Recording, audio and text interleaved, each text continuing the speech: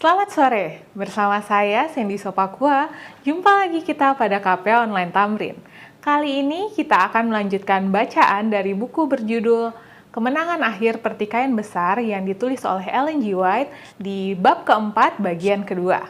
Mari sama-sama kita ikuti bacaannya, namun sebelumnya mari sama-sama kita berdoa. Bapa kami di surga, terima kasih Bapa atas berkat-Mu hingga sampai pada hari ini. Sekarang kami akan melanjutkan lagi pelajaran-Mu ya Bapa. Berkatilah sehingga kami dapat mengerti dan membuat kami lebih dekat lagi kepadamu ya Bapa. Terima kasih Bapa sudah mendengar dan menjawab doa kami. Dalam nama Yesus sama Tuhan penebus kami. Amin. Di sekolah-sekolah yang mereka masuki, mereka tidak membuat persahabatan karib dengan siapapun. Jubah-jubah mereka telah dibuat sedemikian rupa sehingga dapat menyembunyikan harta yang paling mahal, naskah-naskah berharga Alkitab. Semua ini yaitu hasil kerja berbulan-bulan dan bertahun-tahun. Mereka bawa bersama mereka, dan bila mana keadaan memungkinkan, tanpa menimbulkan kecurigaan, mereka dengan hati-hati meletakkan barang-barang itu di jalan orang-orang yang hatinya tampaknya terbuka untuk menerima kebenaran. Dari sejak di pangkuan ibu, pemuda Waldensia telah dilatih untuk maksud ini. Mereka mengerti pekerjaan mereka dan melakukannya dengan setia. Orang-orang yang bertobat kepada iman yang benar telah dibenangkan di institusi pendidikan ini, dan sering prinsip-prinsipnya telah menyusup ke seluruh sekolah. Namun, para pemimpin kepausan tidak dapat menelusuri asal-usul apa yang mereka sebut kemurtadan yang bejat atau bidat, meskipun dilakukan penyelidikan yang ketat. Roh Kristus adalah roh pengabar Injil atau misionaris. Gerakan pertama hati yang dibaharui adalah membawa orang-orang lain yang juga kepada juru selamat. Demikianlah juga roh orang-orang Kristen Vaudois. Mereka merasa bahwa Allah meminta dari mereka lebih dari sekedar memelihara kebenaran itu dalam kemurniannya di dalam jemaat mereka, bahwa tanggung jawab yang sungguh-sungguh ditanggungkan kepada mereka untuk memancarkan terang menyinari mereka yang berada dalam kegelapan. Dengan kuasa sangat hebat dari firman Allah, mereka berusaha mematahkan rantai perbudakan yang dilakukan oleh Roma. Pendeta-pendeta Vaudois telah dilatih sebagai misionaris. Setiap orang diharapkan memasuki pelayanan kependetaan, pertama-tama harus mempunyai pengalaman sebagai pengabar Injil atau evangelis. Mereka harus melayani selama 3 tahun di berbagai ladang misi sebelum mereka diberi tanggung jawab mengurus jemaat di kampung halamannya. Pekerjaan ini yang menuntut penyangkalan diri dan pengorbanan pada permulaannya adalah penyesuaian pendahuluan kepada kehidupan kependetaan, yang untuk waktu itu mencobai jiwa seseorang. Pemuda yang menerima penahbisan kepada jabatan kudus memandang ke depan bahwa bukan kepada harta dan kemuliaan dunia, tetapi kepada kehidupan yang penuh kerja keras dan bahaya dan mungkin berakibat mati syahid. Para misionaris itu keluar berdua-berdua sebagaimana Yesus mengirimkan murid-muridnya. Setiap orang muda biasanya ditemani oleh seseorang yang lebih tua dan berpengalaman. Orang-orang muda itu yang dibawa bimbingan temannya yang bertanggung jawab untuk melatihnya harus mematuhi dan memperhatikan pengajaran yang diberikan oleh temannya. Kedua teman sekerja ini tidak selamanya bersama-sama, tetapi sering bertemu untuk berdoa dan memperoleh petunjuk atau nasihat. Dengan demikian menguatkan satu sama lain di dalam iman. Jika tujuan misi mereka ketahuan, pastilah mereka akan gagal. Oleh sebab itu, dengan hati-hati dan cermat, mereka harus menyembunyikan maksud mereka yang sebenarnya. Setiap pendeta mempunyai pengetahuan mengenai perdagangan atau bidang-bidang profesi lain, dan para misionaris itu melakukan tugas-tugas misionarisnya secara rahasia di bawah naungan profesinya sebagai pedagang atau yang lain-lain. Biasanya mereka memilih sebagai pedagang atau penjajah barang-barang. Mereka membawa kain sutra, batu permata, dan barang-barang lain yang pada waktu itu tidak mudah dapat dibeli kecuali di pasar-pasar yang jauh. Dan mereka disambut sebagai pedagang. Oleh karena itu mereka ditolak dengan kasar kalau sebagai misionaris. Sementara itu hati mereka terangkat kepada Allah, memohon akal budi untuk menyatakan harta yang lebih berharga dari emas atau batu permata. Secara rahasia dan diam-diam, mereka membawa salinan Alkitab baik sebagian maupun seluruhnya. Dan bila mana kesempatan mereka muncul, mereka menarik perhatian langganan kepada naskah-naskah ini. Sering perhatian untuk membaca firman Tuhan dibangkitkan, dan beberapa bagian-bagian Alkitab itu ditinggalkan kepada mereka yang berminat menerimanya. Pekerjaan para misionaris dimulai di dataran dan lembah-lembah di kaki pegunungan, tetapi kemudian meluas keluar dari daerahnya itu. Dengan kaki telanjang dan dengan jubah yang kasar seperti yang dipakai Tuhannya dahulu, mereka melewati kota-kota besar dan menembus negeri-negeri yang jauh. Di mana-mana mereka telah menebarkan benih yang berharga itu. Gereja-gereja bertumbuh di sepanjang jalan yang mereka lalui, dan darah orang yang mati, syahid itu menjadi saksi bagi kebenaran. Hari Allah akan menyatakan tuaian, jiwa-jiwa yang limpah yang dikumpulkan sebagai hasil pekerjaan orang-orang yang setia ini dengan terselubung dan dengan diam-diam. Firman Tuhan menerobos kekristenan dan mendapat penerimaan dengan senang hati di rumah-rumah dan di dalam hati orang-orang. Bagi orang-orang Waldensia, Alkitab bukan sekadar catatan tentang apa yang dilakukan Allah kepada manusia pada masa lalu, dan suatu pernyataan tanggung jawab dan tugas pada masa kini, tetapi mengungkapkan mara bahaya dan kemuliaan pada masa yang akan datang. Mereka percaya bahwa akhir dari segala sesuatu tidak jauh lagi. Dan sementara mereka mempelajari Alkitab di dalam doa dan air mata, mereka semakin mendapat kesan mendalam dengan kata-kata yang berharga itu. Dan dengan tugas mereka untuk memberitahukan kepada orang-orang mengenai kebenaran yang menyelamatkan itu. Mereka melihat keselamatan itu dengan jelas dinyatakan di halaman-halamannya yang kudus, dan mereka menemukan penghiburan, pengharapan, dan kedamaian di dalam mempercayai Yesus. Sementara hal itu menerangi pengertian mereka dan memberi kegembiraan kepada hati mereka, mereka rindu untuk memancarkan terang itu kepada orang-orang lain yang berada di dalam kegelapan, kesalahan, kepausan. Mereka melihat bahwa di bawah tuntutan Paus dan imam-imamnya, orang banyak dengan sia-sia berusaha memperoleh pengampunan oleh menyiksa tubuhnya untuk dosa-dosa jiwa mereka.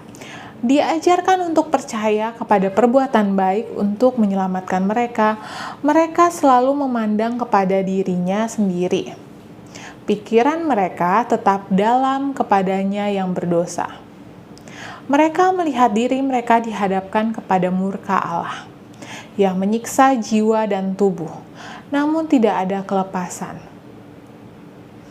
Dengan demikian, jiwa-jiwa yang telah diikat oleh ajaran-ajaran atau doktrin-doktrin Roma. Beribu-ribu orang meninggalkan teman-temannya dan kaum keluarganya dan menghabiskan waktunya di dalam sel biara. Dengan berpuasa berulang-ulang dan dengan cambuk dengan kejam, dengan berdoa semalam-malaman, dengan terlentang lemah berjam-jam lamanya di atas lantai yang dingin dan lembab yang sangat menyedihkan. Dengan pengembaraan dan ziarah yang jauh, dengan menghukum diri sendiri untuk menebus dosa-dosa dan penyiksaan yang mengerikan, ribuan orang dengan sia-sia mencari kedamaian hati nurani. Ditekan oleh perasaan berdosa dan dibayang-bayangi oleh ketakutan kepada murka pembalasan Allah. Banyaklah yang menderita sampai menemui ajalnya, tanpa seberkas sinar pengharapan mereka masuk kubur.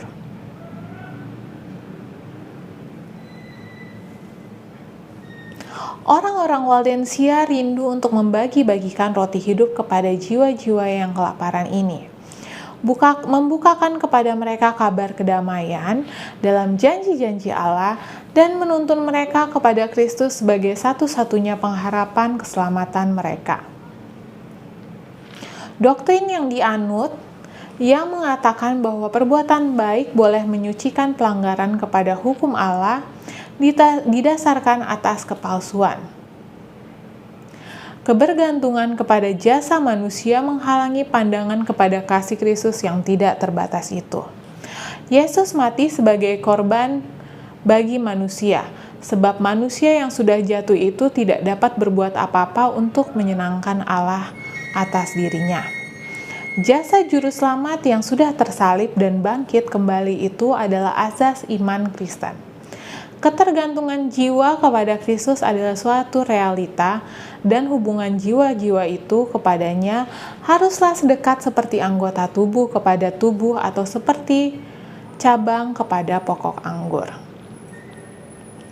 Pengajaran para paus dan imam-imam telah menuntut manusia memandang tabiat Allah, dan bahkan Kristus sebagai yang keras, bengis, suram, dan menakutkan. Juru selamat dinyatakan sebagai yang tidak mempunyai simpati kepada manusia di dalam keadaannya yang telah jatuh, sehingga pengantara imam-imam dan orang-orang kudus perlu dimintakan. Mereka yang pikirannya telah diterangi oleh firman Allah rindu untuk menunjukkan jiwa-jiwa ini kepada Yesus sebagai juru selamat yang berbelas kasihan dan penuh kasih sayang. Juru selamat yang merentangkan tangannya berdiri mengundang semua orang untuk datang kepadanya dengan beban dosa, kekhawatiran, dan keletihan. Mereka rindu untuk menyingkirkan semua hambatan yang telah ditumpuk oleh setan, sehingga orang-orang tidak bisa lagi melihat janji-janji Tuhan dan datang langsung kepada Allah, mengakui dosa dan memperoleh pengampunan, perdamaian.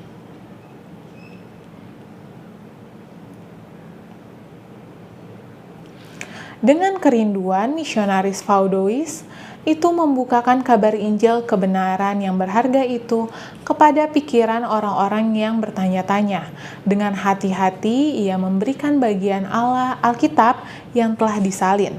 Adalah merupakan kesukaan besar baginya untuk memberikan pengharapan bagi jiwa-jiwa yang dilanda dosa.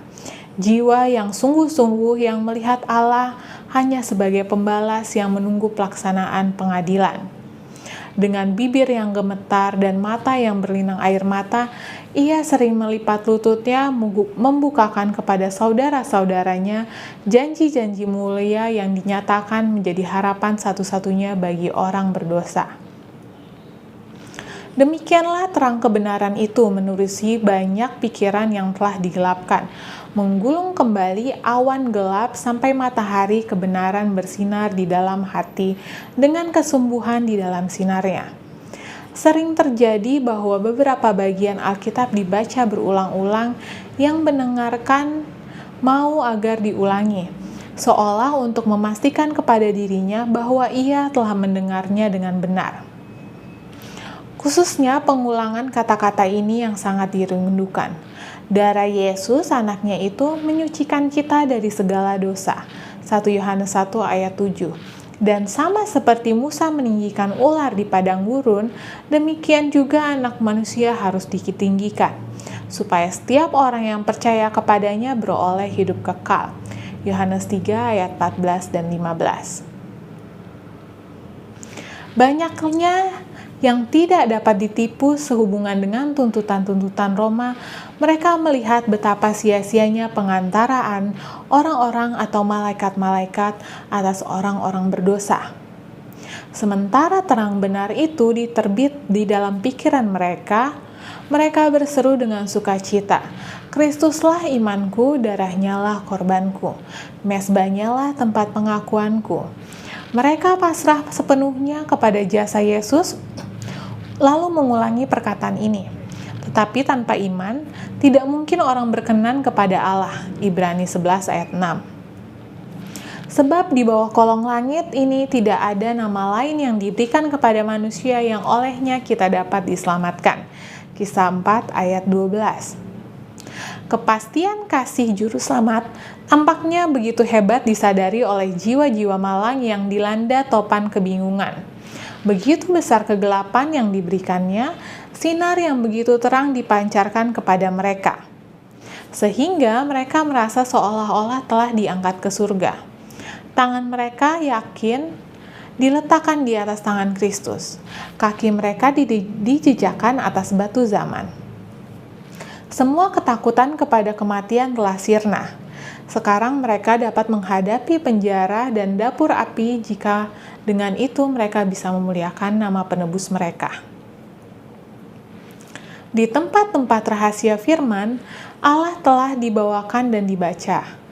Kadang-kadang kepada perseorangan, kadang-kadang kepada sekelompok kecil orang yang rindu kepada terang dan kebenaran. Seringkali sepanjang malam digunakan dengan cara ini. Begitu besar keheranan dan kekaguman para pendengar, sehingga tidak jarang pemberitaan belas kasihan itu dipaksa menghentikan pembacaannya sampai pengertian mereka dapat menangkap berita keselamatan itu. Sering kata-kata seperti ini diucapkan. Maukah Allah menerima persembahanku? Maukah Ia tersenyum padaku? Maukah Ia mengampuni aku? Lalu dibacakan jawabannya, marilah kepadaku semua yang letih lesu dan berbeban berat, aku akan memberi kelegaan kepadamu. Matius 11 ayat 28. Iman menangkap janji itu dan sambutan kesukaan pun terdengarlah. Tidak perlu lagi mengadakan perjalanan ziarah yang jauh, tidak perlu lagi perjalanan ke kuil-kuil yang meletihkan. Saya boleh datang kepada Yesus sebagaimana saya ada, sepenuh dosa dan cemar, dan Ia tidak akan menghina doa penyesalan atau pertobatan. Dosamu diampuni, dosaku, bahkan dosaku juga dapat diampuni. Suatu arus sukacita yang suci akan memenuhi hati dan nama Yesus akan dibesarkan oleh puji-pujian dan ucapan terima kasih serta syukur. Jiwa-jiwa yang berbahagia itu kembali ke kampung halaman mereka masing-masing untuk menyebarkan terang, untuk menceritakan kembali pengalaman baru mereka kepada orang lain. Sebaik mereka bisa, bahwa mereka telah menemukan jalan yang hidup dan benar. Ada kuasanya yang aneh dan hikmat di dalam kata-kata Alkitab yang berbicara langsung ke dalam hati orang-orang yang rindu kepada kebenaran. Itu adalah suara Allah yang membawa keyakinan kepada mereka yang mendengarkannya.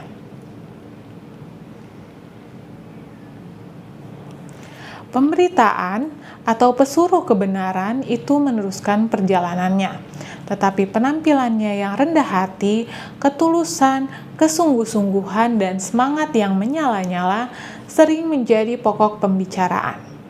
Dalam berbagai hal, pendengar-pendengarnya tidak menanyakan kapan ia datang dan kemana ia akan pergi. Mereka begitu dipenuhi mula-mula dengan kejutan, dan sesudah itu rasa syukur dan sukacita sehingga tidak terpikir lagi untuk bertanya. Bila mana mereka membujuknya bersama ke rumah mereka, ia menjawab ia harus mengunjungi domba yang hilang dari kawanannya. Apakah ia malaikat dari surga? Mereka bertanya. Dalam berbagai keadaan, pemberita atau pesuruh kebenaran itu tidak kelihatan lagi. Ia telah pergi ke negeri yang lain, atau ia telah disekap di dalam penjara bawah tanah, atau barangkali ia telah dibunuh di tempat ia menyaksikan kebenaran. Tetapi firman yang ditinggalkan di belakangnya tidak dapat dibinasakan. Firman itu bekerja di dalam hati orang-orang, hasil terbaiknya hanya akan diketahui pada waktu penghakiman. Para misionaris Waldensia itu telah menyerbu kerajaan setan, dan kuasa kegelapan bangkit dengan kewaspadaan yang lebih besar. Setiap usaha untuk memajukan kebenaran diamati dengan seksama oleh raja kejahatan, dan ia menimbulkan rasa takut agen-agennya. Para pemimpin kepausan telah melihat gejala-gejala yang membahayakan kepentingan mereka dari usaha yang rendah hati ini. Jika terang kebenaran dibiarkan bersinar tanpa hambatan, maka ia akan menyapu bersih awan tebal kesalahan yang menyelimuti orang banyak. Terang itu akan menuntun pikiran manusia hanya kepada Allah saja, dan dengan demikian akan menghancurkan supremasi Roma. Kehadiran orang-orang yang berpegang kepada iman yang mula-mula itu telah menjadi saksi kepada kemurtadan Roma, dan oleh sebab itu telah membangkitkan kebencian dan penganiayaan yang paling kejam. Penolakan mereka yang menyerahkan Alkitab itu juga merupakan suatu pelanggaran yang tidak bisa diterima oleh Roma. Roma memutuskan untuk menghapus mereka dari muka bumi ini. Sekarang mulailah perang melawan umat Allah di rumah mereka di pegunungan. Para pemeriksa mulai bekerja, maka terulanglah pembantaian orang-orang yang tidak bersalah. Seperti Habel yang tidak bersalah dahulu itu dibantai oleh Kain si pembunuh.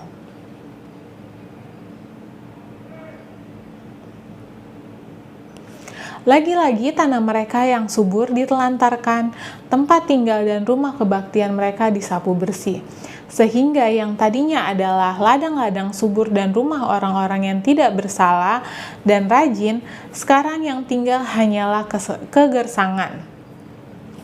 Sebagaimana binatang buas semakin buas setelah menghisap darah, demikian amukan orang-orang kepausan yang dinyatakan semakin besar oleh penderitaan korban mereka.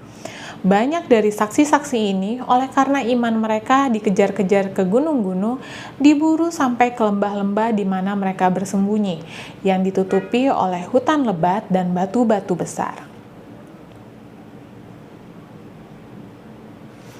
Tidak ada celaan moral yang bisa dituduhkan kepada kelompok yang diharamkan ini. Musuh-musuhnya sendiri menyatakan bahwa mereka adalah orang-orang yang suka damai, tenang, dan saleh. Kesalahan besar mereka adalah mereka tidak mau berbakti kepada Allah seperti yang dihendaki oleh Paus. Untuk kejahatan ini maka ditimpakanlah kepada mereka segala cemooh dan hinaan dan siksaan yang dapat diciptakan oleh manusia atau setan. Bila mana Roma pada suatu waktu memutuskan untuk memusnahkan sekte yang dibenci ini, satu surat perintah dikeluarkan oleh Paus yang mengutuk mereka sebagai anggota atau sebagai orang-orang murtad dan mengirim mereka ke pembantaian. Mereka tidak dituduh sebagai orang-orang yang malas atau yang tidak jujur, atau orang-orang yang mengacau, tapi telah dinyatakan bahwa mereka tampak sebagai orang yang saleh, yang kudus, yang menggoda domba yang benar. Oleh sebab itu, Paulus memerintahkan agar sekte yang jahat dan menjijikan, yang berbahaya itu, jika mereka menolak untuk meninggalkan keyakinannya, maka akan dihancurkan sebagai ular berbisa. Apakah penguasa yang sombong ini mengharapkan akan bertemu kembali dengan kata-kata itu? Apakah ia tahu bahwa kata-kata itu telah dicatat di buku surga untuk menghadapi pada pengadilan surga kelak? Sungguh segala sesuatu yang kamu lakukan untuk salah seorang dari saudaraku yang paling hina ini, kata Yesus, kamu telah melakukannya untuk aku. Matius 25 ayat 40. Surat perintah itu memanggil semua anggota jemaat yang bergabung memerangi orang bidat yang murtad itu. Sebagai perangsang untuk mengambil bagian dalam pekerjaan kejam ini, seseorang akan dibebaskan dari segala beban dan hukuman, baik secara umum atau khusus. Mereka yang ikut berperang akan dibebaskan dari setiap sumpah yang telah diucapkan. Akan disahkan haknya atas harta yang sebelumnya diperoleh dengan tidak sah dan memperoleh pengampunan dosa. Jika mereka mau membunuh orang-orang murtad atau bidat itu. Perintah itu juga membatalkan semua perjanjian dengan orang-orang Faudois dan memerintahkan untuk meninggalkan rumah mereka serta melarang semua orang untuk membantu mereka dalam hal apapun dan memberi kuasa kepada semua orang untuk mengambil harta mereka.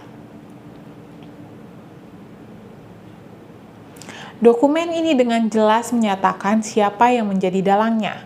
Itu adalah auman suara gemuruh naga itu, bukan suara Kristus yang terdengar di situ.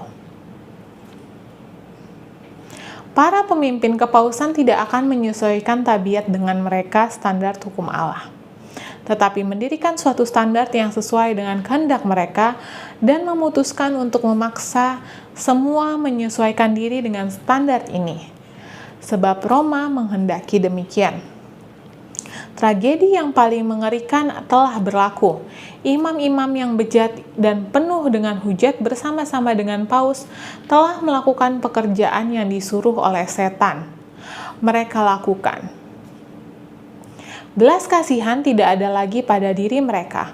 Roh yang sama yang menyalibkan Kristus dan yang membunuh para rasul, roh yang sama yang menggerakkan Kaisar Nero yang haus darah menimpa orang-orang yang setia pada zamannya, itulah yang bekerja untuk menumpas kekasih-kekasih Allah dari dunia ini.